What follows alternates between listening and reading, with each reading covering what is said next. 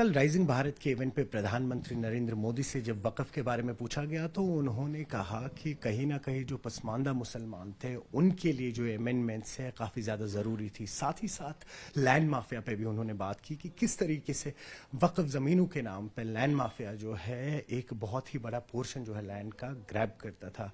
इस वक्त हमारे साथ जम्मू कश्मीर नेशनल कॉन्फ्रेंस के provincial president advocate Shaukat Mir जुड़े हैं। मजीद बात करते हैं उनसे। मीर साहब, किस तरह से देख रहे हैं ये स्टेटमेंट आप? देखो, प्राइम मिनिस्टर साहब ने जो स्टेटमेंट दिया वो उसी पस मंज़र में दे दिया कि उन्होंने जो पार्लियामेंट में एक एक्ट लाया जिसको हम अमेंडमेंट एक्ट कहते हैं फॉर द वक्फ, तो कि वो रोज़ अव्वल से ही इसके खिलाफ थे और अपनी जो डोमिनेंस गवर्नमेंट ऑफ इंडिया की उसमें रखना चाहते थे। लेकिन जमहूरियत में मेजॉरिटी 288 वोट्स आ गए बिल के हक में, 233 आए खिलाफ और ये एक्ट बन गया।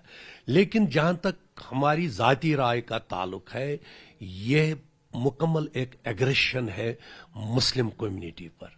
हमारे 233 पार्लियामेंट मेंबर भी हिंदुस्तान में एक बहुत बड़ी मेजॉरिटी को रिप्रेजेंट कर रहे हैं और वो इसके खिलाफ बोल रहे हैं। एक्ट जो है, ये अमेंडमेंट एक्ट मेरे सामने है, मैं अभी ये देख रहा था।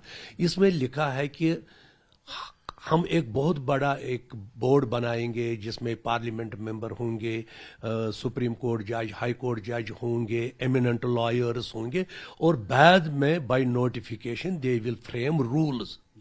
लेकिन मुझे बताइए, ये मुसलमानों की जायदाद है, वक्फ प्रॉपर्टी उनकी है।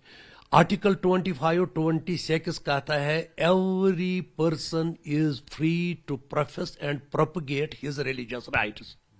उसमें मुसलमान भी आता है। ये जो वक्फ बनता है ये एक काज के लिए बनता है। हम वक्फ प्रॉपर्टी से जो रेवेन्यू जनरेट करेंगे, ज़कात पर खर्च करेंगे एज पर शरिया लॉ, हम एसेट्स क्रिएट करेंगे, विडोज को देखेंगे वो क्या करते हैं, रिलीजियस इंस्टीट्यूशंस बनाएंगे, वहां रिलीजियस तालीम दी जाएगी।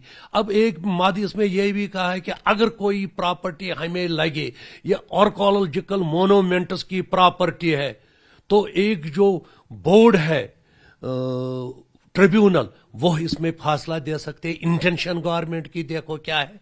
इन्होंने यही कहा अयोध्या में, वहां जी एक आइडियल है लॉर्ड रामक, और सुप्रीम कोर्ट ने कहा कि वहां नहीं निकला। सेंटिमेंट ऑफ द पीपल को मद्देनजर रखकर उन्होंने फासला दे दिया। अब जो हमारी जम्मू कश्मीर रियासत में मुस्लिम वक्फ ट्रस्ट था जो शेख साहब ने बना, यहां कोई माफिया नहीं है लैंड का, कभी सरफेस पर नहीं आया। लेकिन जिस तरह पीडीपी हुकूमत में मुफ्ती साहब ने पहले उसको खत्म करके ये गवर्नमेंट की तहवील में लाया, आज हम इसीलिए सेंट्रल वक्फ बोर्ड के अंडर हमारा वक्फ भी चला गया। वरना हम ऑटोनॉमस बॉडी थी, हम जो इसमें रेवेन्यू जनरेट करें, किस पर खर्च करेंगे, ये हमारी खुद मुख्तारी थी। बहरहाल यह एक तवारीख इसको भूलेगी नहीं। फिर महबूबा जी ने हमारी फाइनेंशियल ऑटोनॉमी को भी खत्म किया। आज वहीद परा साहब और दूसरे चिल्लाते हैं असेंबली में यह हो गया, हमारे साथ जाते उनको कहे कि वक्फ ये जो ट्रस्ट था पहले वक्फ बोर्ड के अंडर किसने लाया? यह तो पीडीपी की हमारे, इन्होंने आहिस्ता आहिस्ता हमारे कपड़े निकाल कर हमें नंगा रख दिया। अब बाहर दूर से रोना रोते हैं। यह एक बड़ी बदकिस्मती है। मैं ये कहूंगा कि आप देखिए असेंबली में हमारे लेजिस्लेचर चिल्लाते हैं इस वक्त, हमें इस पर बोलने दे दो।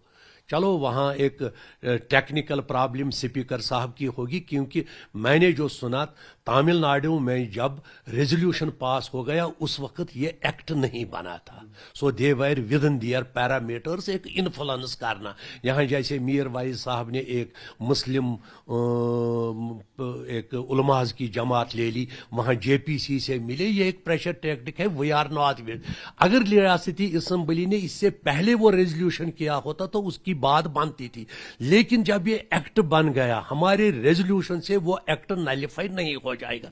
دوسری بات جو اسپیکر صاحب نے as per business rules of the assembly secretariat دکھائے کہ یہ اس وقت سب جوڈس ہے سپریم کورٹ کے آگے، the highest court in the country apex court, اور 15 اپریل اس کی ہیئرنگ ہے.